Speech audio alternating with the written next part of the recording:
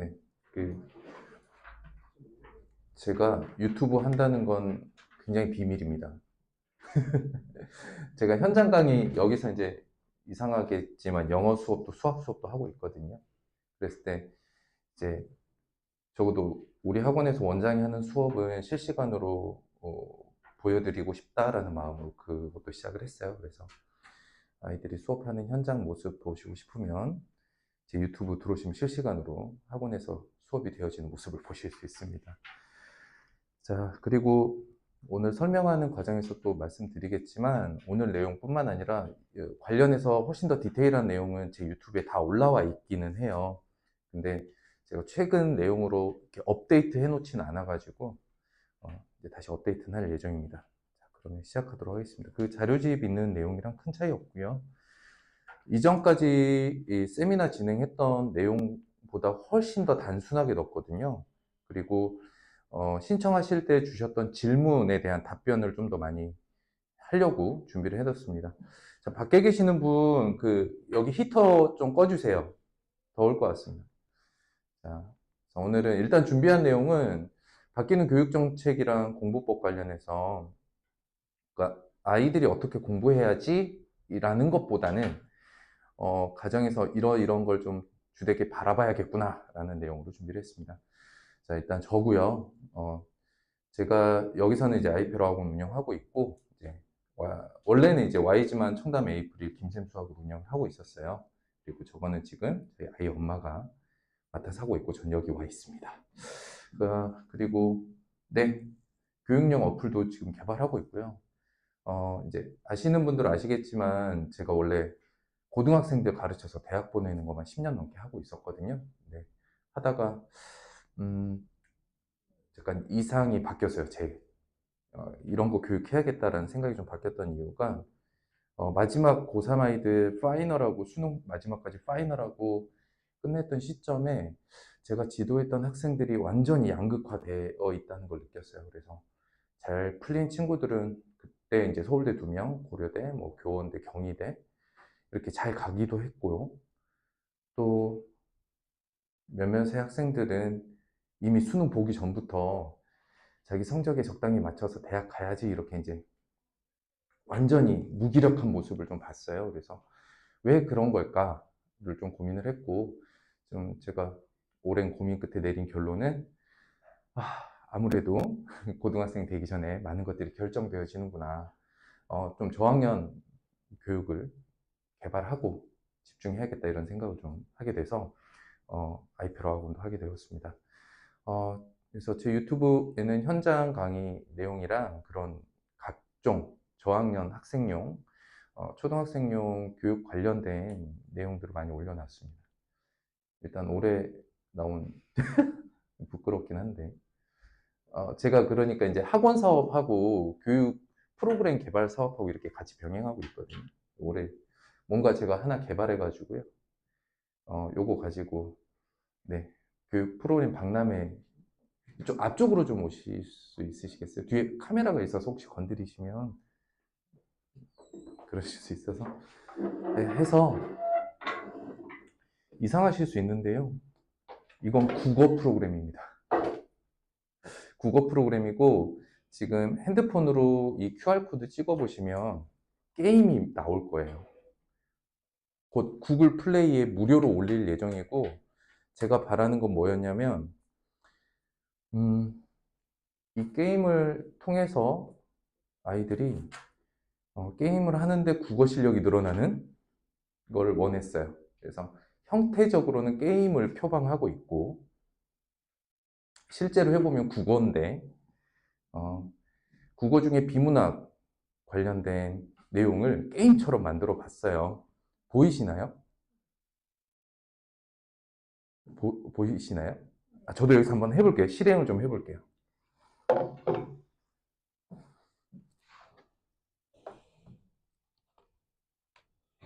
음.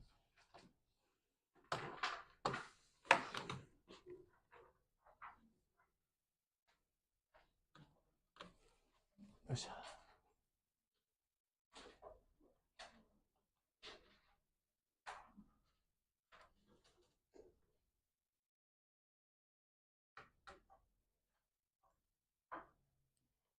인터넷 연결 안 해놨구나. 잠시만, 죄송합니다. 제가 컴퓨터 인터넷 연결 안 해서 지금 하실 수 있습니다. 지금 화면 보셨나요? 되시죠? 그 보시면 첫 번째가 분류학인데, 분류학이라고 하는 거는 범주화라는 거예요. 아이들이 좀 앞쪽으로 오시겠어요? 죄송하지만 앞쪽으로. 그 분류하기는 이제 아이들 범주화라고 하는 것들을 하는 거고요. 뒤에 제목 붙이기 한번 봐보시겠어요? 지금 보시는 분들.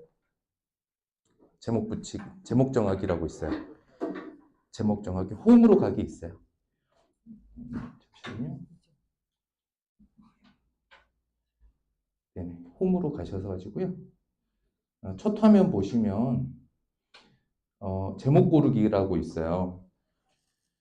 이거는 아이들이 개념을 체계화시키는 데 있어서 국어 입장에서 보면은 명사나 명사구로 간단하게 표현하는 능력들이 굉장히 중요하거든요. 비문학 훈련에서. 그래서 제목 고르기 보시면은 다음과 같은 내용을 뭐라고 할 수 있을까라는 거예요. 제목 고르기 와보셨나요? 글 한번 읽어볼게요. 제가 보시면 아마 메타버스 시장 향후 10년 이내에 전 산업과 사회 분야로 급속히 확대될 것으로 보인다는 메타버스 시장에 뭐라고 할 수 있을까? 전망, 그렇죠. 아이들이 글의 내용을 읽어가면서 이 내용을 명확하게 명시적으로 인지하기 위한 훈련이라고 보시면 돼요. 지금 요게 개발 초기 단계를 지나서 곧 있으면 구글 플레이에 무료로 제가 올릴 거예요. 그리고 게임 하시다 보면 중간에 막 좀비 나오는 게임 이런 것들 있잖아요. 아시죠? 아이들 하는 게임 보면은 중간에 교육만 나옵니다. 그래서 형태적으로는 게임인데 실제로 이것만 계속 지속적으로 하더라도 아이들이 국어 실력이 커질 수 있도록. 세 번째가 바로 생각 게임이라는 게 있어요. 그건 종합편이에요. 그건 진짜 국어 문제입니다. 이제 죄송합니다. 제 화면이 좀 돌아가서.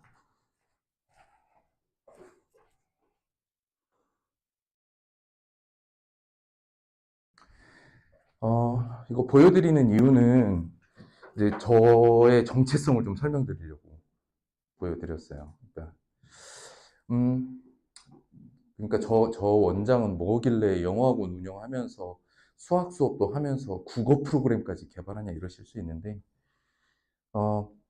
실제로 고등학생들 지도하면서 느꼈던 교육자로서의 약간 자괴감, 지도자로서의 자괴감을 극복하고자 우리 아이들이 좀 더 어렸을 때 주요 과목들을 어떻게 공부하면 좋을까를 많이 오랫동안 좀 연구하면서 학원을 운영하고 있거든요. 그래서 그런 좀 부푼 꿈이 있는 원장이다. 그리고 지금 보여드리는 국어 프로그램은요, 무료로 다 뿌릴 예정이에요. 개발자입니다. 그래서 저거 인정받아가지고 올해 뭐 산업대상 이런 것도 받기는 했는데, 아무튼 요거는 동아일보에 실려 있었던 올해 개발해서. 그리고 관련해서는 교육으로 만든 온라인 교육 프로그램도 있고요. 조금 더 자랑하자면 지금 인천 지역 중고등학교에는 수업으로 들어가곤 있어요. 바로 생각이라는 수업으로 들어가고 있는데 작년에 교육부 장관상 탔습니다. 근데 좀 무겁죠. 저것도 수업으로 막 하자니. 그래서 굳이 수업을 듣지 않더라도 학습 효과를 좀 보기 위해서 저렇게 어플도 만들었습니다. 아무튼 여기까지 제 소개였어요. 여기까지 제 소개였습니다. 원래는 올해 교육정책에 대한 이야기는 좀 안 하려고 했거든요. 제가 이전까지 설명회 때 매번 했기 때문에 또 들어? 이런 느낌이 있으실까봐. 근데 매번 들어도 새롭다 이렇게 글 남겨주시더라고요. 그리고 특히 주말 같은 경우 진행하는 경우는 평일에 오시기 어려운 어머님들 좀 모시기 때문에 좀 정리해드리도록 하겠습니다. 세대 구분을 잘 하셔야 됩니다.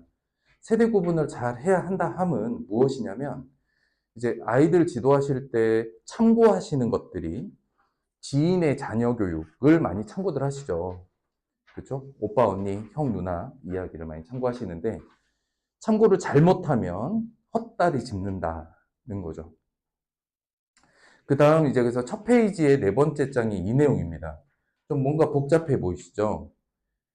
진짜 간단하게 정리한 거예요. 그나마 이게 최소로 정리한 내용인데 한번 살펴보도록 하겠습니다. 선을 그어놓은 게 세대 구분입니다. 현재 고2, 고3까지 한 세대, 현재 고1부터 중2까지가 한 세대, 현재 중1부터 초등학교 5학년까지가 한 세대, 4학년 이하가 한 세대입니다. 이렇게 세대 구분하시면 돼요. 그 중에 손바닥을 뒤집듯이 세상 완전 바뀌어버리는 세대가 언제냐? 현재 중2와 현재 중1 사이예요. 이유는 뭐냐면 교육과정과 대학 입시 정책, 크게 이 두 가지가 다르다고 보시면 됩니다. 먼저 위에 있는 내용을 한번 볼게요. 2015 개정이라고 되어 있고 밑에 2022 개정이라고 되어 있죠. 저게 핵심입니다. 결론적으로 말씀드리면 지금 이 안에는 수능을 보신 분도 계시고 학력고사를 보셨던 분도 계실지 모르겠어요. 그런데 저 2022 개정교육과정은 어느 정도의 변화냐면 우리 기억을 떠올려 봤을 때 학력고사에서 수능으로 바뀌는 수준의 변화라 이렇게 보시면 될 것 같아요. 수능 첫 해가 95학번이거든요. 수능 첫 해가 95학번이에요. 94학번, 94년도에 보고 95학번이 됐을 때, 아, 그랬나요? 아, 예. 그렇구나. 그럼 제가, 네, 저희 누나의 나이를 좀 헷갈려나. 저희 누나 수능 첫 해였거든요. 그래서 그때 왜 수능 두 번 봤어요. 굉장히 혼란스러웠던.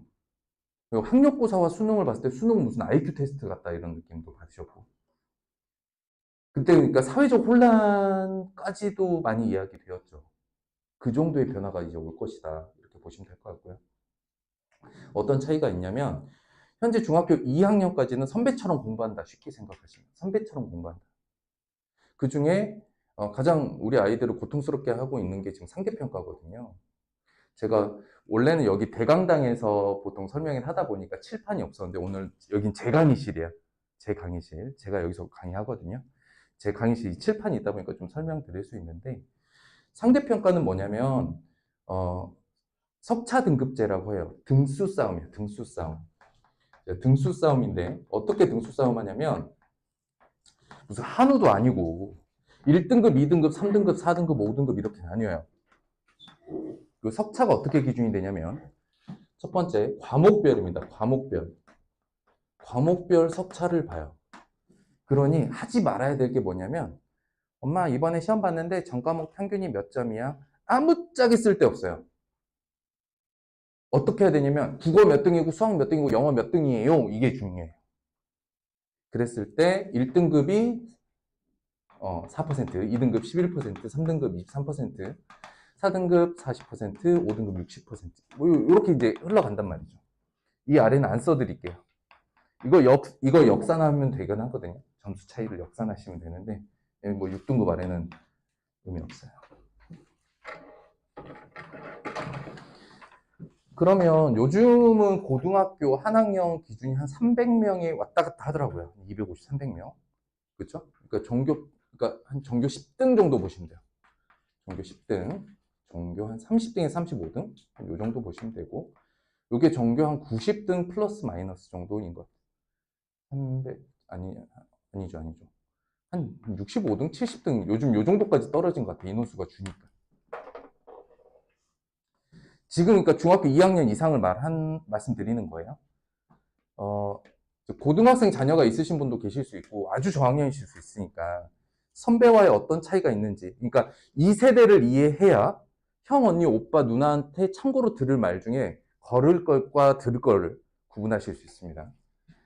보통 우리 아이가 지금 현재 고등학교 2학년이나 고등학교 3학년이야. 국영수가 전교 10등이야. 그러면 어느 대학 생각하실 것 같아요? 보통 어느 정도 생각하실 것 같아요? 여기가? 보통 중경외시 생각해요. 중앙대, 경희대, 외대, 시립대. 요 정도 하면 동건홍숙 생각해요.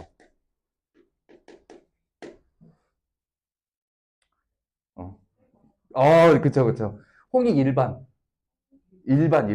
홍익 일반. 미술 디자인 쪽 아니고요. 네, 여기는 그냥 서울 내에 4년제 종합대학이 40개나 있어요. 그럼 뭐 이제 들어보신 나머지 경기권에서 뭐 세종대라던가 이런 데. 아주대, 인하대. 이 정도 라인이에요. 여기가. 그러면 뭐가 빠졌어요? 서성한이 빠졌죠. 이 위에. 요렇게 빠졌어요. 이것만 빠졌어요? 어디 빠졌어요? 이것만 빠졌어요? 또 뭐 빠졌어요? 카포지, 카이스트, 포항공대, 지디스트, 유니스트, 요 라인.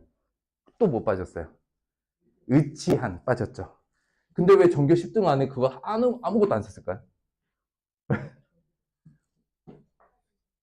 여기에 사실은 안 쓴 게 의치한도 안 썼고요. 카포도 안 썼죠. 요즘 의치한 약이죠? 약대 부활했으니까. 진짜 전교 1, 2, 3등끼리 이거 하는 거예요.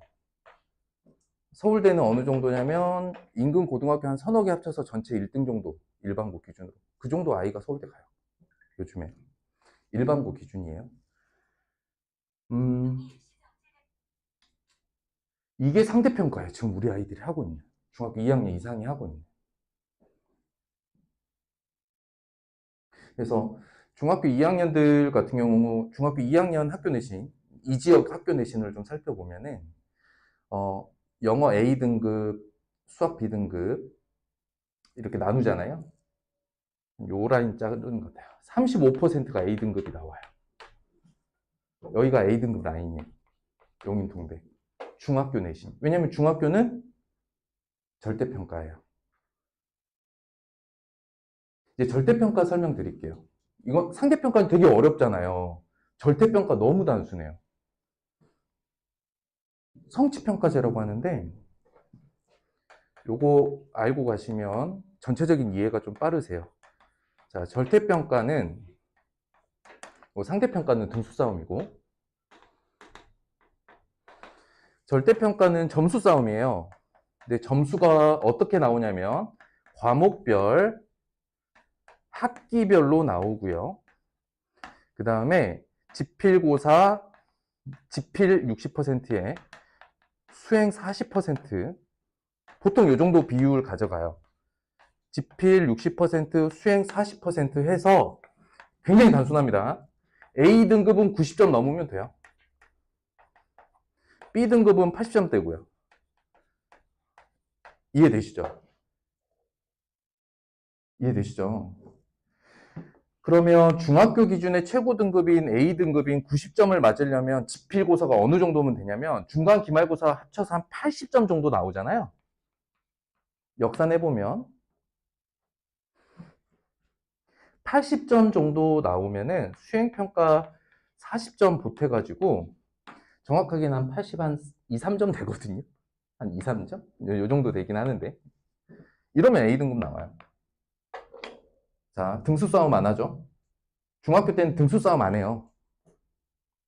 그러니까 등수 싸움을 하는 고등학생들은 학교 선생님의 제1 목표는 뭐냐? 등수 쪼개기예요.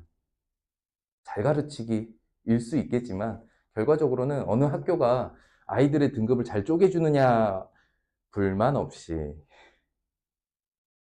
그렇기 때문에 고등학교 내신 학교 시험 굉장히 어렵거든요. 너무 쉽게 내면 고득점자가 많을수록 아이들의 불만은 쌓여요. 실력 구분 해줘야 되는 거거든요. 그러니까 고등학교 때는 굉장히 시험이 어려워요. 중학교는 그런 거 안 해줘도 되잖아요. 누구나 100점에 가까우면 다 행복한 거야. 행복한 세상이에요. 한 요 정도만 하면 돼요. 그닥 어렵지 않은 시험으로 80 몇 점, 중간 기말고사 80 몇 점 하면 수행평가 점수 띡 붙여가지고 A등급 나오죠. 이게 35%예요. 그러니까 중학교까지는 내가 잘하는 줄 알아요.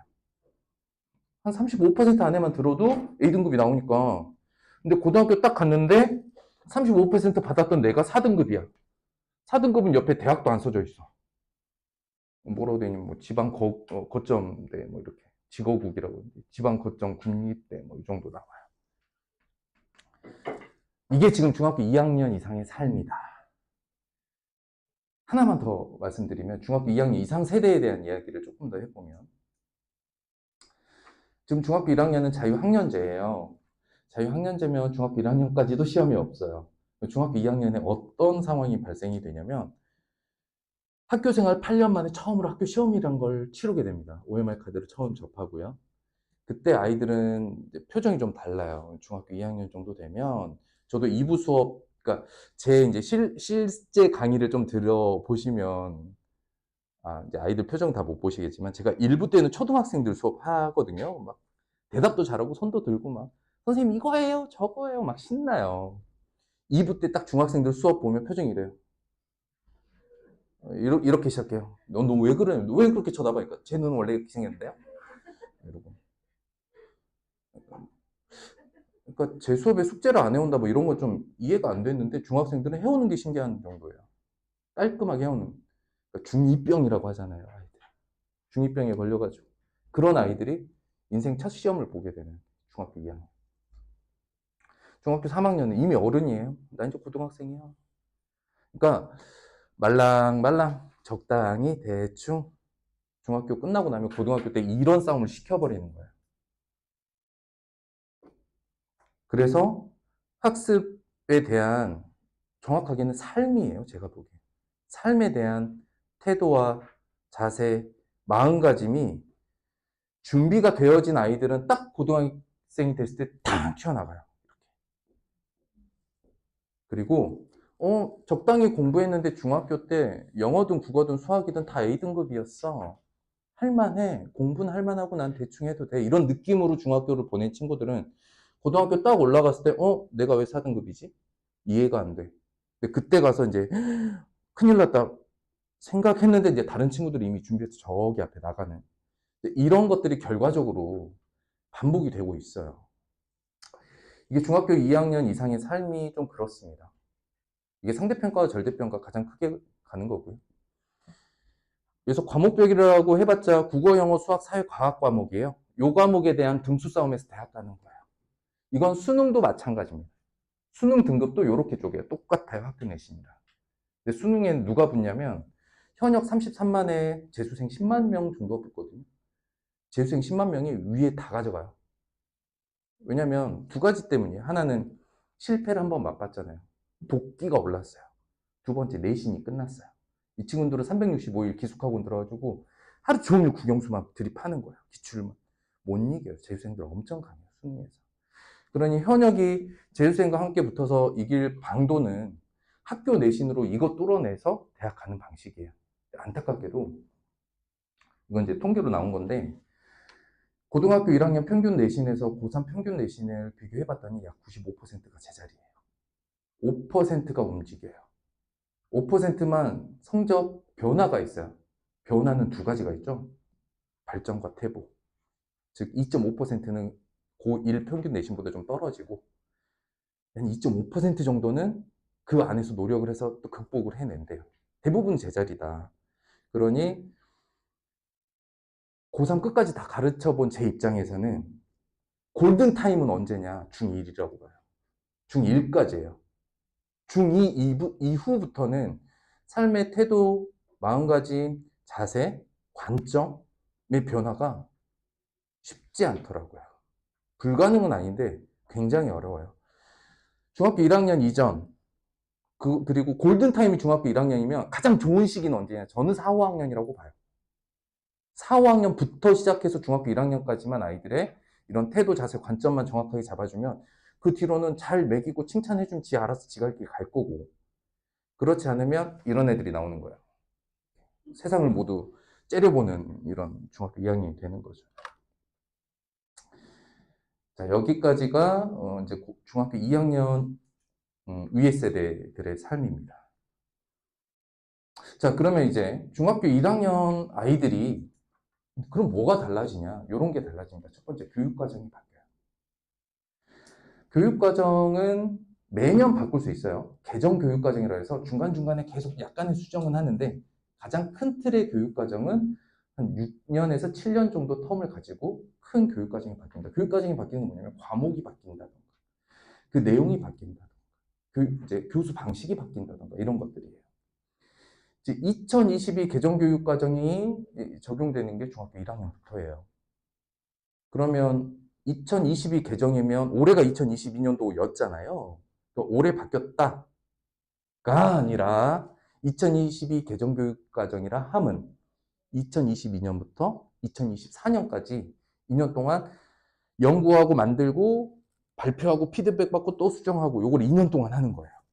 그리고 확정적으로 2024년도에 확정을 해서 2025학년도에 학교에 적용을 하는 거야. 그렇기 때문에 현재 중학교 1학년이 고등학교를 가는 2025학년도가 새로운 교육과정의 시작이라고 보시면 될 것 같아요. 뭐가 바뀌냐? 저희 입장에서 학생을 지도하는 선생님 입장에서는요, 이게 다 상대적이에요. 선배랑 이런 게 달라져. 선배랑 이런 게 달라져. 인 거고, 학생 입장에서는 굉장히 절대적이에요. 왜냐면, 그냥 자기는 이제 국가에서 정한 대로 그냥 가는 거거든요. 다만, 아까 말씀드렸던 이게 왜 영향을 끼치냐면, 형, 언니, 오빠, 누나의 경험이 누가 그랬다더라를 가지고 그럼 우리 아이는 이렇게 가르쳐야지, 이걸 해야지라는 판단들을 많이 하실 거잖아요. 거기에 오해가 있기 때문에 말씀을 드리는 건데, 첫 번째, 2022 개정교육과정부터 교과목이 엄청 많이 늘어납니다. 현재 고등학생들이 선택할 수 있는 교과목이 몇 과목 정도 될 것 같으세요? 전체 과목 수. 몇 과목 정도 있을까요? 대략 120과목이 넘어요. 공통, 뭐 일반 선택, 뭐 진로 선택, 그 안에 엄청나게 많은 과목들이 있는데 2022 개정교육과정에서 예상되는 과목 수는 300개 정도 과목을 예상을 하고 있어요. 실제로 수학 과목도 진로 선택 쪽은 엄청나게 많습니다. 더 많아요. 학교에서 안 하고 못할 뿐이지. 그리고 그게 수능 과목이 아니기 때문에. 이해되시죠?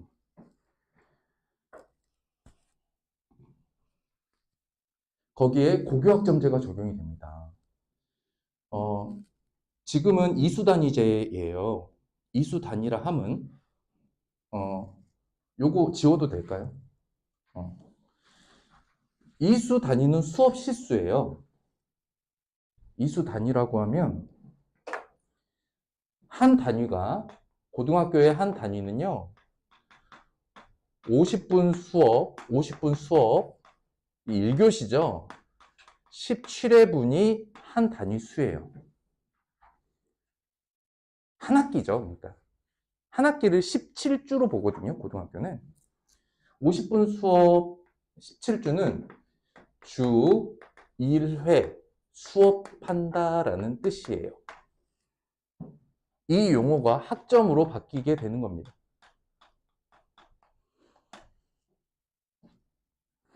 현재 고등학생들은 결과적으로 204 단위를 이수해야 고등학교를 졸업해요.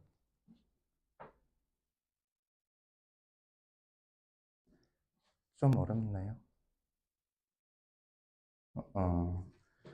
학점으로는 186학점 아마 이수하면 고등학교 졸업하게 되는 학점제로 바뀌게 됩니다. 그럼 이수제랑 학점제는 어떤 차이냐? 지금 이수제에서 학점제로 바뀐다는 거는 용어만 바뀌는 게 아니에요. 이수제는 본인이 계열을 선택을 할 수 있어요.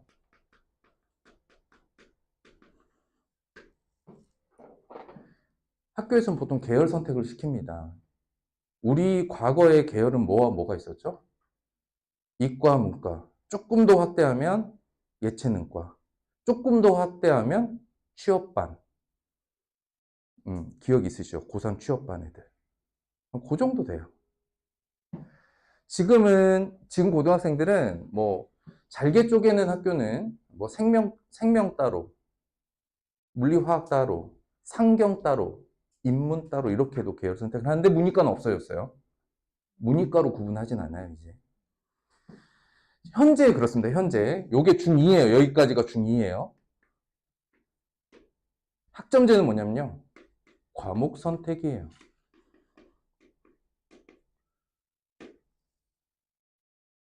고교 학점제는 계열 선택이 아닙니다. 지금 무슨 얘기냐면 현재는 고등학교 1학년에서 담임선생님이 2학기가 딱 되면 너 계열 선택해서 제출해 라고 하면 설문지 같은 거 나와요.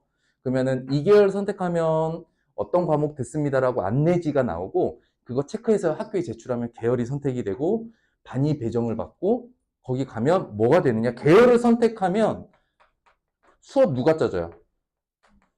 학교가 시간표 짜줘요. 여기까지 이해됐죠? 과목 선택이라고 하는 것은 수업도 학생이 짜요. 뭐 당연히 과목 설계도 본인이 하는 거고요. 다 학생 몫이에요.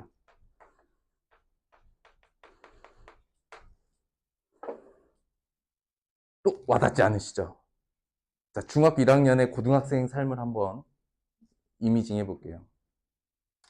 담임선생님이 없습니다. 반이 없어요. 아침 조회합니다. 모둠으로 해요. 출결 체크하는 선생님이 있어요. 전달사항 주고. 1교시가 시작하기 전에 학생들은 가방을 메고 모두 복도로 쏟아집니다.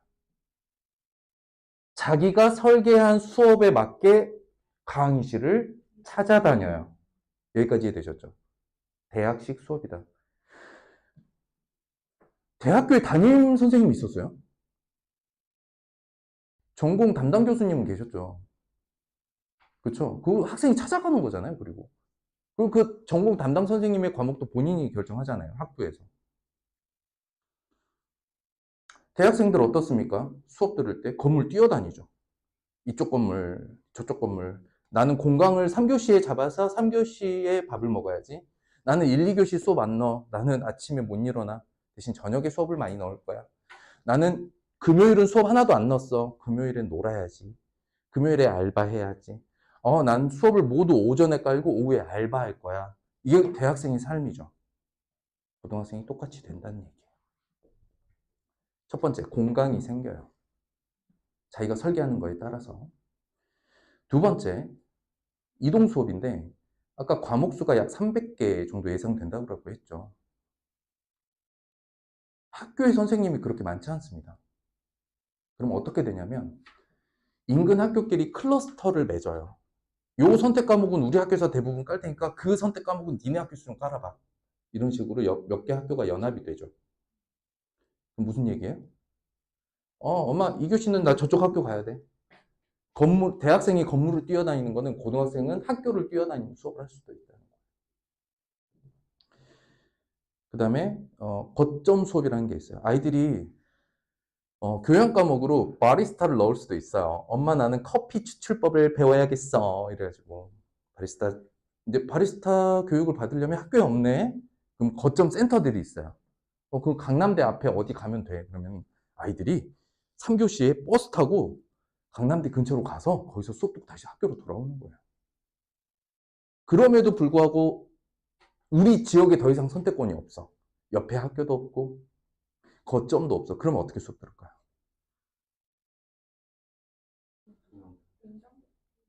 온라인이에요.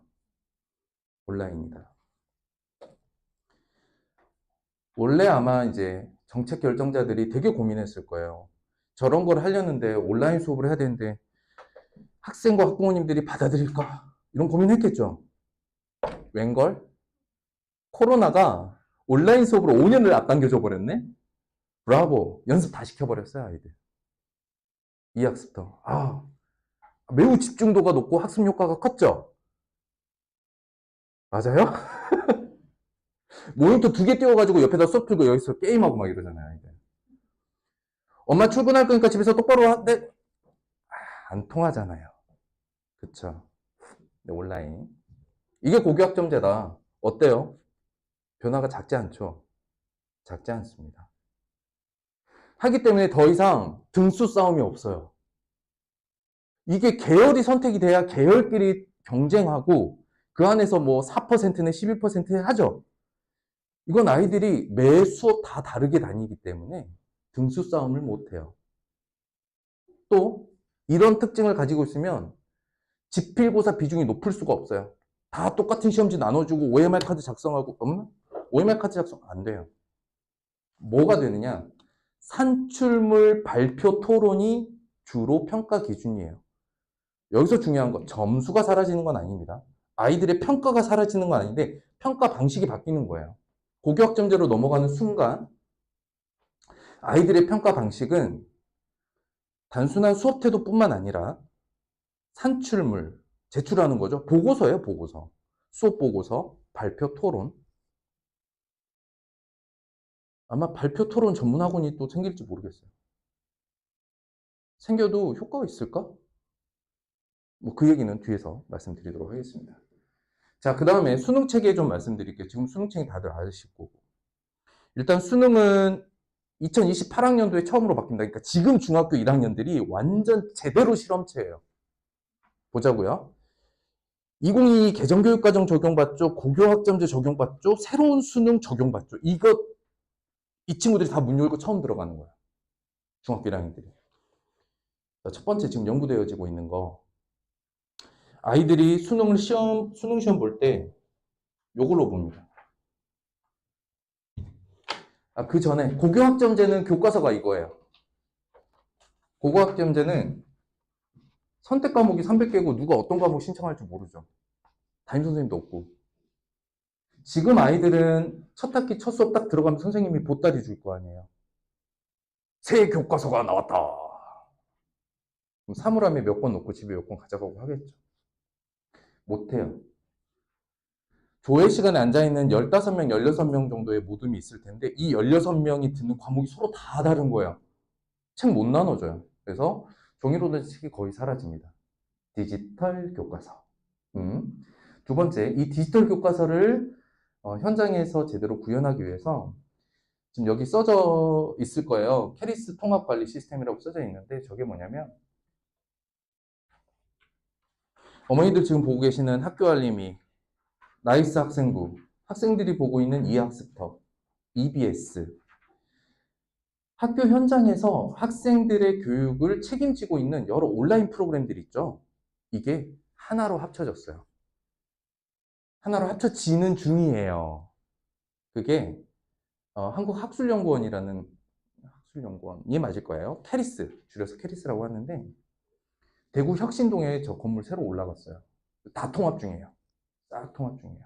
그럼 여기서 뭐 할까? 애들 수강 신청해요. 아이들의 수강 신청. 저기 들어가면 디지털 교과서 내용 다 있어요. 그럼 디지털 교과서는 또 뭐야? 얘기를 해보죠. 지금 수능 얘기하다가 일로 왔는데 수능이랑 연결되어 있으니까 마저 말씀드릴게요. 디지털 교과서라 함은 단순한 이북이 아닙니다. 요즘에 아이들이 패드로 공부 많이 해봤죠. 이북이잖아요. 그런 방식이 아니에요. 디지털 교과서는 그 각 과목의 단원명이 처음에 딱 뜹니다. 그리고 학생이 이 과목을 공부하기 위해서 아카이브라는 소스에 접속을 해서 이 단원과 관련되어 있는 소스를 끌어다가 내 책에 갖다 박아야 돼요. 이해되셨나요? 끌어오기를 해야 돼요. 검색해서 끌어오기. 그러면 같은 과목을 듣지만 A라는 학생, B라는 학생, C라는 학생이 가지고 있는 교과서가 다 다르겠죠. 이 과목에 배경 지식이 많고 호기심이 많고 수업 태도가 좋고 선생님과의 관계가 좋은 친구의 교과서는 어떻겠어요? 페이지가 어마어마하고 그것이 매우 논리적으로 잘 정리되어 있겠죠. 수업 시작과 동시에 고개를 받고 수업 끝나면서 고개를 드는 친구는 어떨까요? 디지털 교과서가 언제나 새 책이겠죠. 언제나 텅 비어 있겠죠. 고교학점제 핵심은 뭐냐? 학생이 결정하고 책임도 학생이 진다요. 이해되셨나요? 이거 집에서 잔소리 한다고 되는 거 아닐 거예요. 그리고 이러한 태도들은, 이러한 자세, 제가 처음에 오늘 설명 시작할 때 말씀드렸잖아요. 자세, 태도, 관점이 중요한데 중학교 2학년 이후는 좀 늦더라. 4, 5학년에 시작해서 중학교 1학년이 거의 마지막 골든타임이더라. 라는 내용이 이전에는 발등에 불 떨어져서 이제라도 공부해야지로 해결이 됐던 세대예요. 중학교 2학년까지는. 그렇죠? 늦지 않아서 지금이라도 공부해야지. 마지막 역전 이런 게 됐던 세대라면 지금 중학교 1학년부터는 그러기가 쉽지 않을 거예요. 왜 수능에서 이 얘기가 디지털 교과서 얘기가 나왔냐면 수능을 이거로 본다는 건 뭐가 가능하냐면 상상해 보세요. 타이핑이 가능해요. 수능이 논술 서술형이 가능하다는 이야기죠. 여기까지 이해되셨나요? 두 번째, 지금의 수능은 뭐냐면 다 같이 1교시 국어 영역, 다 같이 2교시 수학 영역, 다 같이 3교시 탐구 영역 이렇게 보죠. 내가 수능 때 어떤 과목 볼 건지도 학생이 결정할 거예요. 수능을 1년에 한 4차례 나눠서 보게 될 거예요. 지금 연구 중에 있어요. 그럼 난 몇 차 수능에 응시를 하고 어떤 과목을 할지 누가 결정해요? 학생이 결정해요. 그러면 또 아까 말씀드렸던 발표 토론 학원 이외에 수강 신청 도우미 학원도 생기고 수능 과목 선택 도우미 컨설팅이 생길 거고 계속 바뀔 거예요. 전 아니라고 봐요. 아이들만 정신 똑바로 차리고 있으면 아무런 도움 없이 혼자서 다 해낼 수 있고요. 두 번째, 아이가 지금 엄마 내 꿈은 건물주야. 건물 살 돈은 없지만 내 꿈은 건물주야. 어떻게 돈 벌 건데? 유튜브 크리에이터로 돈을 벌 거야. 안 되면 연습생을 해볼 거야. 연예인이 돼보겠어. 지금 통계청에서 나온 아이들, 10대 아이들의 미래 직업 전망이 이렇게 나오고 있단 말이죠. 그래서 온통 학교 생활과 자기 전망에 대한 고민이 없는 친구들은 이걸 위해서라도 어떻게든 큰 돈 들여서 학원 보내셔도 큰 효과 못 보실 수도 있어요. 이게 고교학점제다. 어때요? 좀 세상 뒤집어진 느낌이 좀 드시나요? 그런 느낌이다. 여기서 충격적인 얘기 한 말씀 드리고 가자면 안타깝게도 그런 고교학점제 세대가 딱 1년 동안만 선배처럼 국영수 등수 싸움을 합니다. 딱 1년 동안. 그게 언제일까요? 고등학교 1학년이에요. 왜냐? 아이들이 고등학교 입학하면서 수강 신청할 수가 없습니다. 그렇죠? 내가 어느 학교에 배정받을 줄 알고 그 학교의 기준으로 수강 신청을 하냐 이거죠. 그럼 고등학교 1학년들은 담임 선생님이 있어요. 지금의 선배들처럼 수업을 할 수밖에 없습니다. 우린 그걸 공통 과목이라고 해요. 공통 과목엔 뭐가 들어갈까요? 여기 써져 있죠. 상대평가, 고1, 국영수, 탐구. 이렇게 자유롭게 스스로 결정하고 판단하고 책임져야 되는 고등학생인데 고등학교 1학년은 선배들처럼 등수 싸움에서 4%, 11% 해야 된다는 이야기예요. 그리고 고등학교 1학년 때 담임선생님과 함께 수강 신청 준비를 하는 겁니다. 고2, 고3 때 어떤 과목을 선택해서 나는 어떤 대학에 무슨 과를 지원을 할 것이냐를. 여기까지 되셨죠? 그럼 또 고등학교 1, 2, 3학년 성적 중에 유일하게 등수 싸움에서 과거 선배들 같은 등급을 나눌 수 있는 유일한 학년 고1 저거 잡아내야겠죠. 저 실력도 중요해요.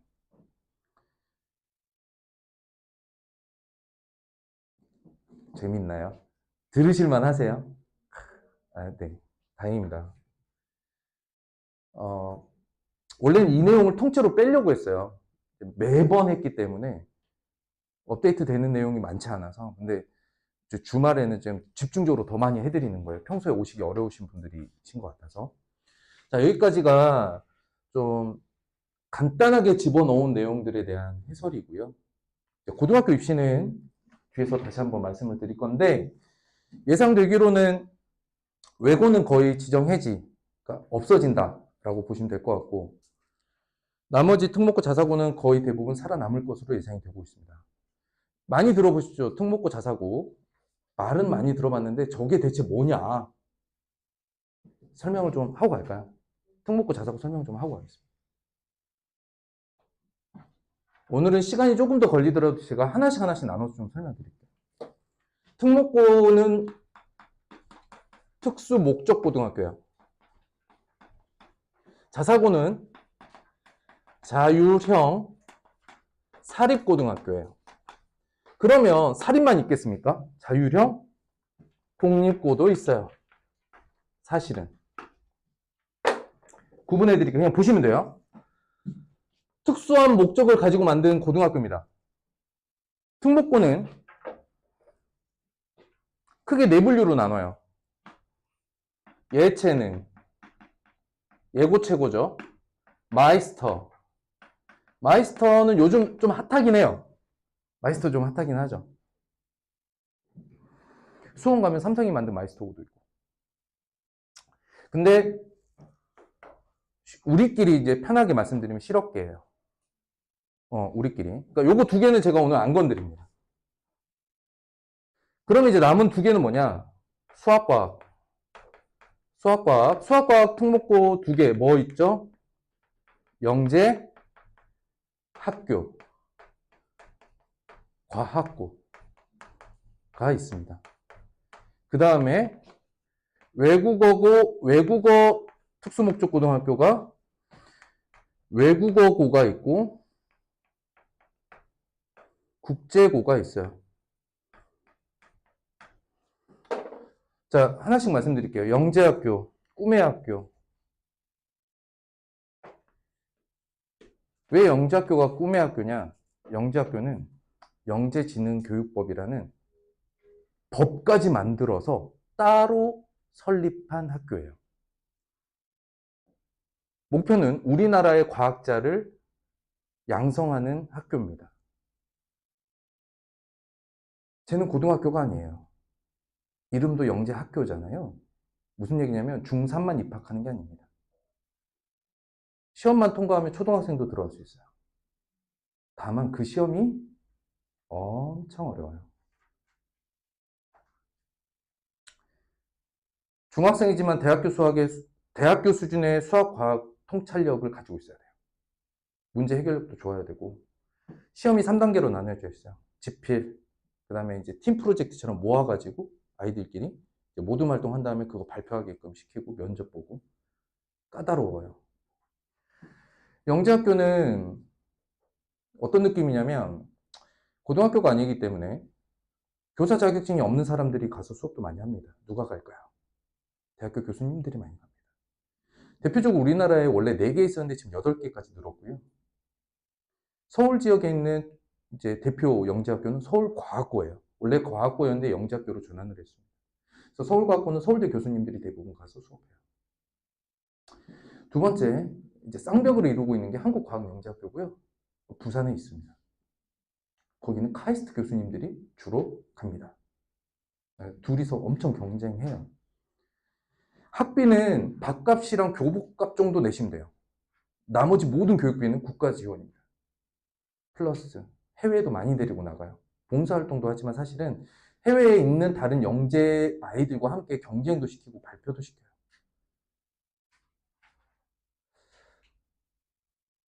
인프라가 어마어마합니다. 돈 주고 배울 수 없는 것들을 다 배워요. 다만 영재학교 졸업생들이 자꾸 취지와 다르게 의대로 빠져나가요. 어느 정도로 빠져나가냐면 작년 그 유재석이 진행한 유퀴즈 있죠. 거기에 어떤 학생이 나왔냐면 의대, 우리나라 손에 꼽히는 의대 6개 합격증 받아온 애 있었어요. 걔를 막 이렇게 인터뷰했는데 결과적으로 걔는 영재학교 출신이었어요. 영재학교가 절대 보여주고 싶지 않았던 학생이었어요. 학교 취지를 완전히 벗어나서 학교에 사지 말라는 것만 해가지고 의대를 간 거예요. 그 사건을 계기로 이제 영재학교 출신 아이들은 의대 지원이 아예 막혔습니다. 학생부 안 내줘요. 학교에서 했던 모든 활동을 삭제시켜버립니다. 그럼에도 탈주해서 수능 봐가지고 의대를 해요. 근데 사실은 영재학교 아이들이 의대에 대한 꿈을 버리면 어떤 상황이 펼쳐지냐면 이런 느낌이에요. 느낌만 가져가시면 돼요. 그래도 엄마 생활은 큰 도시에 사는 게 좋지. 나 서울대 갈래? 그럼 서울대 갈 수 있어요. 영재학교 아이들은. 엄마 나는 연구원 체질이야. 조용한 시골에 박혀서 난 연구를 하고 싶어. 그럼 카이스트 가는 거예요. 엄마 나는 견문을 넓히고 싶어. 해외 가는 거예요. 이 과정에서 아이들이 노력할 게 딱히 없어요. 왜냐? 대학에서 오겠다, 영재학교 출신들이 우리 대학에 오겠다 그러면 팔 벌려 환영해요. 그게 바로 수학과학 특기자 선발 전형입니다. 그럼 영재학교의 합격은 서울대 갈 거야, 카이스트 갈 거야 라는 선택권을 주는 정도예요. 엄청 보내고 싶죠. 영재학교는. 영재학교 같은 경우는 시간을 좀 보고 말씀드릴게요. 큰 로드맵은 이렇습니다. 보통 초등학교 3학년 때 지금 코로나 때문에 각종 영재기관들이 멈춰섰거든요. 혹시 관심 있으면 이 홈페이지 한번 들어가 보시면 GED 치시기만 하시면 우리나라에 있는 모든 영재들을 하나로 통합해서 관리하고 있습니다. 영재 교육기관 나오고요. 각 교육기관에서 수업을 듣고 싶다면 그 수업에 대한 지원도 여기서 하고요. 선발 결과도 여기서 나오고 교육과정도 여기서 다 나와요.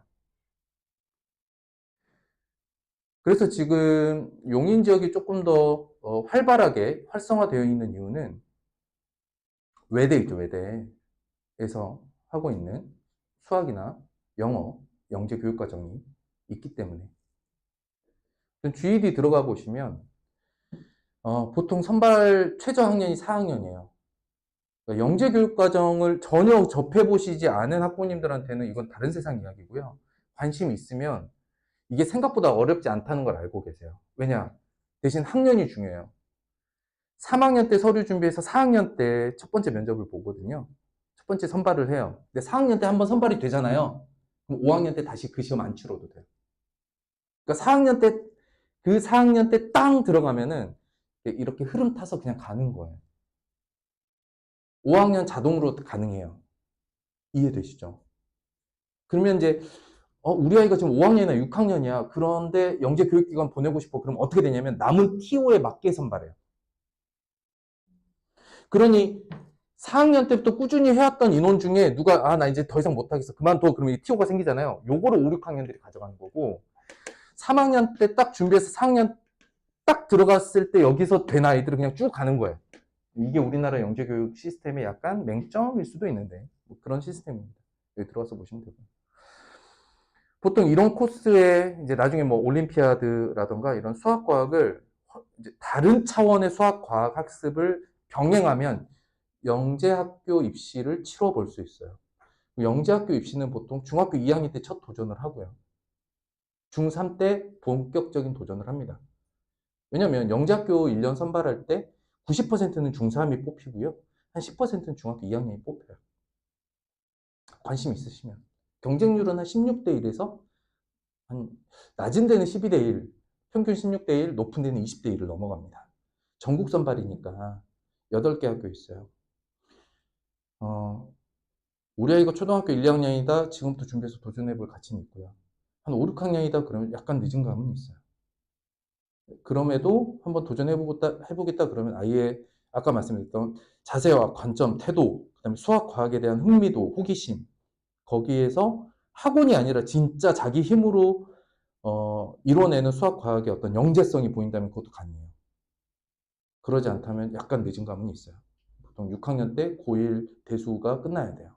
6학년 때. 그러니까 그건 선행이라는 개념보다는 고1 수준의 수학 통찰력이 필요하다는 거예요. 6학년 때. 그래야 중1, 2 때 대학 수준의 수학 통찰력이 생기는 거죠. 바짝 붙여서. 하기 때문에 약간 어려운 면은 있습니다. 그래도 궁금하시면 앞으로 3개월 후에 재밌는 일이 있어요.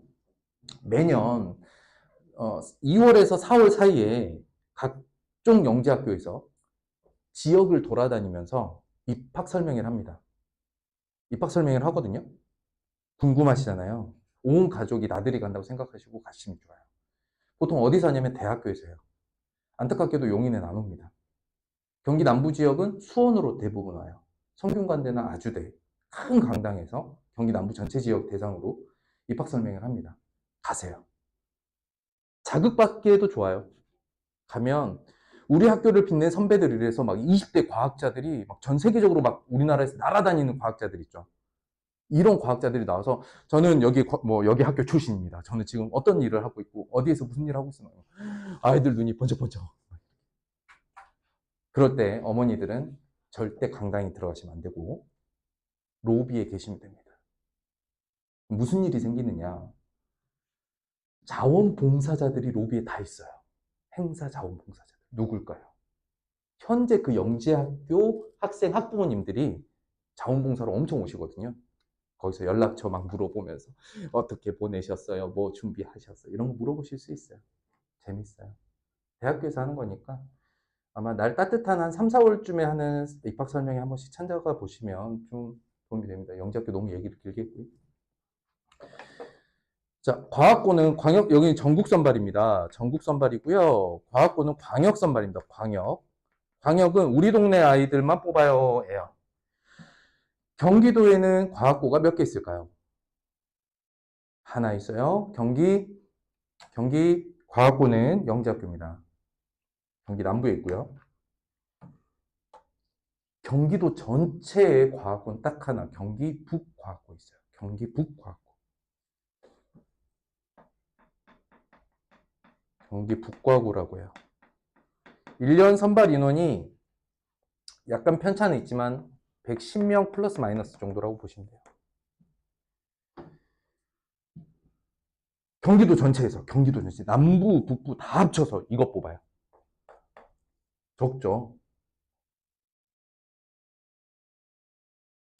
과학고는 영재학교와 다르게 학교이기 때문에 교사 자격증이 있는 선생님이 지도를 합니다. 과학고 과거에 이제 핫했던 건 뭐냐면 고2 조기 졸업, 카이스트 진학, 이게 가장 기본 코스였는데 요즘 그게 많이 막혀 있고요. 그래도 가르치는 내용 자체는 영재학교와 좀 비등비등합니다. 과목 자체 구성이. 수준의 차이는 약간 있을 수 있겠죠. 하지만 과학고 아이들도 대학 갈 때 수학과학 특기자로 갑니다. 그런데 과학고를 가는 것은 방금 말씀드렸던 초등학교 2, 3학년부터 준비했던 그 영재교육 과정이 아니고 정말로 태도와 자세 관점이 좋지만 영재학교 수준의 아이들의 그 정도 수준까지는 아니어도 돼요. 중학교 생활을 착실히 잘해도 과학고는 입학 가능합니다. 대신 과학고 선발은 이렇게 이루어져요. 먼저 입학사정관들이 중학교를 싹 돕니다. 그래서 1차 예비 면접을 봐요. 그러면 그 중학교에서는 우리 학교에서 과학고를 가고 싶어하는 학생들을 대표 선수로 면접을 딱 보여줘요. 30명이 손을 들었어요. 그럼 30명을 다 보여줄까요? 예비 선발 전에 학교 선발이 먼저 있어요. 야, 30명 중에 너 손 내려, 손 내려, 손 내려. 넌 돼, 넌 돼. 너 일로 와. 그래서 한 5명 정도 입학 상정관이 왔을 때 이렇게 예쁘게 앉아서 면접을 봐요. 그 면접 결과로 우선 선발. 너는 바로 선발이야. 딱 데려가고. 너는 한 번 더 보고 싶어. 그러면 소집 면접으로 부르고, 넌 아니야. 그럼 걔는 안 불러요. 그래서 2차 소집 면접을 봅니다. 한 번 더 봐요. 그때는 학교로 불러요. 우선 선발 인원과 2차 소집 면접 인원으로 뽑아요. 자, 이 과정에서 살펴봐야 될 것. 중학교 학교 생활, 학교 내신, 전체적인, 그러니까 세특이라고 이제 돼 있는데, 교과목 선생님별 학교 평가서가 있어요. 이게 잘 나와야 돼요. 학교 생활 잘해야 되고, 성적이 월등히 좋아야 되고, 학교에서 하는 각종 대회 다 쓸어 먹어야 되고, 이런 느낌으로 학교 생활을 탄탄하게 한 애들이 과학고 지원을 하면, 아까 말했던 영재 코스 안 밟았어도, 뭐, 대학교 수준의 이해력 없어도 지원 가능해요. 그게 과학고다. 자, 외국어고 설명드릴게요. 외국어고 같은 경우는 그냥 어문 전문 학교라고 보시면 돼요. 무슨 말이냐면 외국어에는 전공이 있어요. 전공이 있다는 건 전공 이수 과목이 있거든요. 전체 수업 분량의 40%라고 보시면 돼요. 아까 204단위가 졸업 단위라고 했는데 80단위를 전공 과목 공부해야 돼요. 무슨 말이냐? 외고의 전공 과목이 이렇습니다. 이제 들어보셨겠지만 외고는요. 영어과, 일본어과, 중국어과, 러시아과 있어요. 과가 있고 그 과별로 수업을 들어야 돼요. 그러니까 수능이나 뭐 대학 입시와 전혀 상관없는 러시아어를 전체 고등학교 전체 수업 중에 40%를 러시아어를 샬라샬라샬라 하는 학교라 보시면 돼요. 그래서 외국어 공부는 제2라는 앞에 제2라는 말을 붙여주면 이해가 빨라요. 제2 외국어 고등학교. 영어랑 상관없는 그리고 그 외국어를 아주 전문적으로 공부하는 학교다. 국제고는요, 쉽게 말하면 영어 학교예요. 미국식 학제 구성이라고 보시면 더 편하게 이해하실 겁니다. 교과서나 내용이. 근데 이제 이런 거 좀 물어보시다. 국제학교는 그럼 뭐가 달라요? 국제학교 들어보시죠. 국제학교는 쉽게 말씀드리면 특별히 분교를 외국에 있는 고등학교인데 우리나라에 지정된 지역, 우리나라에서 허가해준 지역에 분교를 냈다고 보시면 돼요. 그러니까 국제학교는 외국에서 들어온 학교고요. 국제고는 우리나라에서 만든 학교예요. 근데 학사 편제나 이런 건 또 국제학교랑 국제고는 비슷합니다. 그냥 미국 학교예요. 근데 과정에 뭐 인터내셔널 바칼로레아라고 하는 뭐 좀 특수한 교육 과정이 있어서 이런 친구들은 주로 외국으로 유학 가는 선택들을 많이 할 수 있다 정도입니다. 자, 이해되셨죠? 근데 외고는 지정 취소, 사라질 것이라고 예상이 돼요. 국제고는 지금 간당간당합니다. 요거 살려 말어 이러고 있어요. 여기는 지속적으로 지원하고 키우고 있는 형국입니다. 이제 이과의 세상이 왔어요. 한 10년 전만 해도 우리나라의 주요 보직 또는 주요 경영인, 기업인들이 대부분 문과 출신이었어요. 이제 이과 출신으로 바뀌고 있습니다. 그리고 대학교 졸업하면 특히 소프트웨어 계열 쪽 이과생들은 졸업과 동시에 그냥 다 낚아채 갑니다. 취업이 잘 돼요. 문과는 갈 데가 없죠. 고등학교에서도 약간 그런 게 보입니다. 어떻게 가냐? 외고는 설명 안 드릴게요. 과학고 설명 드렸죠? 국제고는 여기랑 비슷하니까 요거 설명드리고 넘어갈게요. 자율형 학교. 자율형 학교는 뭔가 자율이 있습니다. 자율이 있는데 뭐에 대한 자율이 있었냐면 이수 단위의 조절에 대한 자율이 있었어요. 이게 무슨 말이야? 좀 어렵잖아요. 그죠? 아까 이수 단위가 한 단위가 수업이었죠. 그런데 필수 이수 과목이라는 것들이 있어요. 그게 보통 지정해 놓은 게 한 120 정도 단위수가 나왔거든요. 120, 140. 자율형 고등학교는 그거를 자기가 자율적으로 선택을 할 수가 있었어요. 무슨 얘기냐면 학교 취지에 맞게 너희가 과목 수업 시수를 늘리고 줄인 거 너네 자율로 맡길게 이렇게 되는 거예요. 그렇게 해놨더니 이놈의 자율형 고등학교들이 무슨 짓을 했냐면 온통 국영수로 발라놔 버린 거예요. 학교의 모든 수업 한문 도덕 다 빼. 다 빼. 예체능 줄여. 국영수 많이 해. 이렇게 된 거죠. 그러니까 자율형 고등학교들이 어떤 상태가 되냐면 일단 선발을 했어. 잘하는 애들만 다 선발을 했어요. 공부 잘하는 애들을 선발을 하고 그 아이들한테 국영수만 시킨 거야. 이게 일반고 아이들과 경쟁이 되겠어요? 안 되죠. 이 자율형 고등학교가 원래는 어떻게 돼 있냐면 전국 단위하고 광역 단위가 있어요.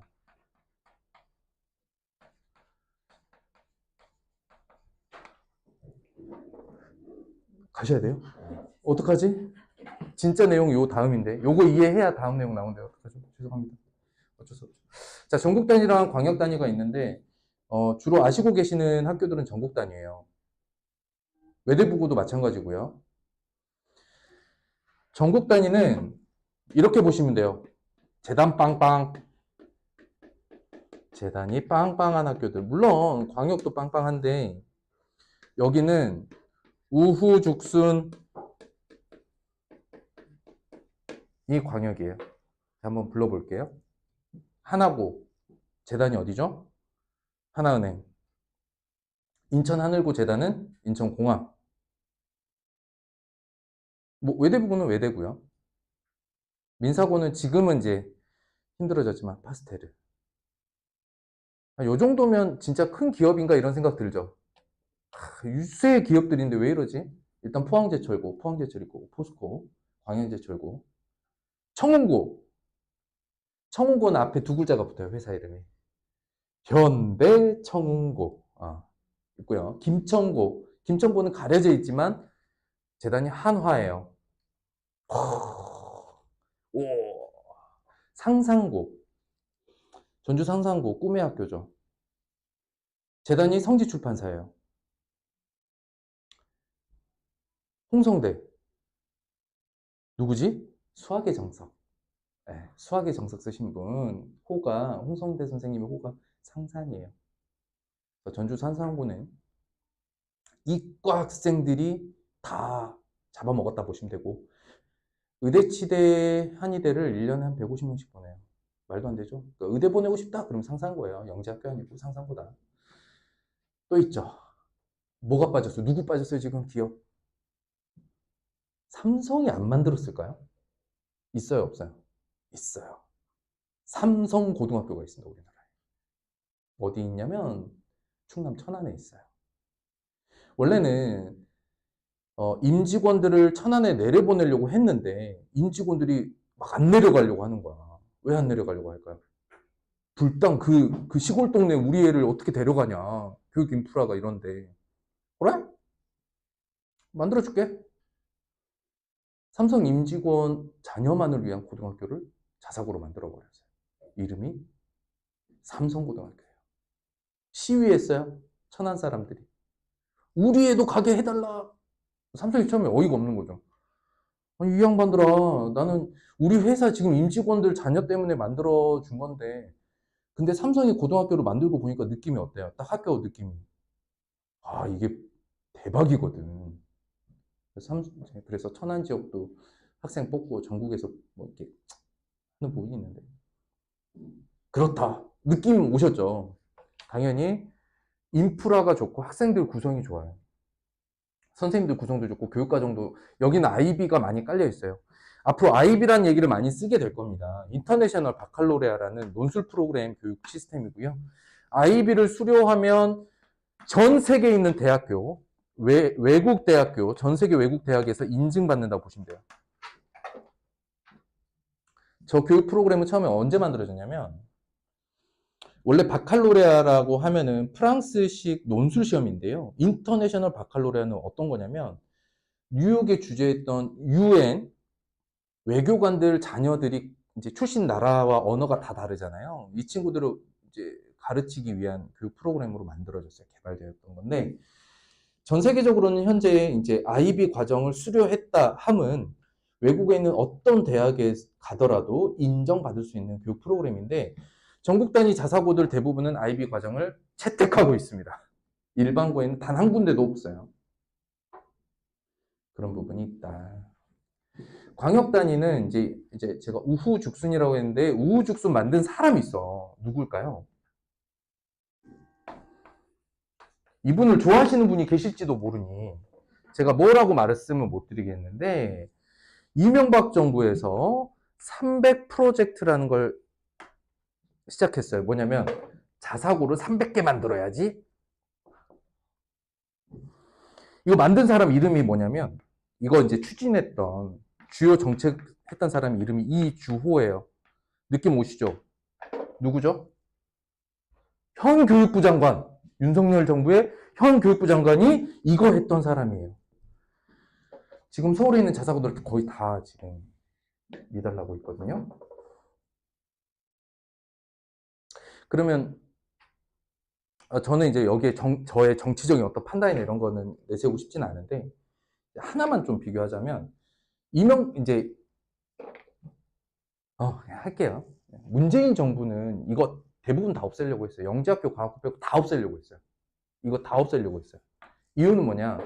획일화가 아니에요. 문재인 정부의 핵심 정책은 뭐냐면, 왜 몇몇 학교만 이런 혜택들을 니네가 쥐고 안 놓냐? 모든 학교를 특성화시키겠다. 니네 학교는 뭐를 특화시키고 싶어? 어차피 고교학점제 하면 각급 학교들이 특성을 가져갈 거예요.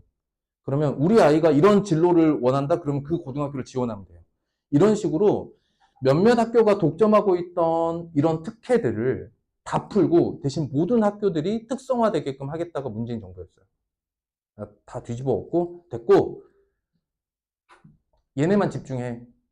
우린 이걸 뭐라고 하냐면 수월성 교육이라고 합니다.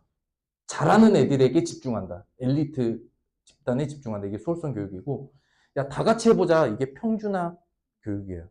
수월성이냐 평준화냐, 이건 정치적 결정입니다, 사실은. 다만